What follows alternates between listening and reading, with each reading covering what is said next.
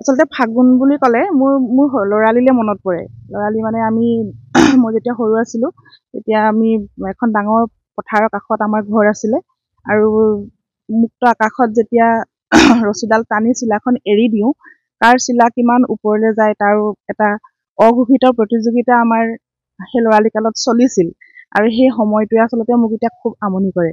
শীতৰ বুকুচাপ উঠি ফাগুন পালেই। ফাগুন মোৰ অতিকৈ প্ৰিয় মাহ। ফাগুন আচলতে সম্ভাৱনা মাহ।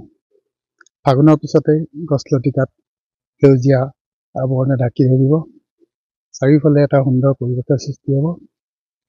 ফাগুন আচলতে ক'বলৈ গ'লে ফাগুন এটা ৰোমান্টিক মাহ। ফাগুন মানে হ'ল উতনুৱা মনৰ দৰে। গতিকে মই ফাগুনক লৈ ক'ব বিচাৰোঁ যে ফাগুনৰ মৃদুমলয়াৰ ছন্দে ছন্দে জাগৃত হোৱা মধুময় জীৱনৰ আৱৰিহনা স্বপ্ন ও বাস্তৱ পূৰ্ণতাৰ প্ৰাচুৰ্যৰ পৰক উপচি পৰক আজি এই মহেন্দ্ৰখনত।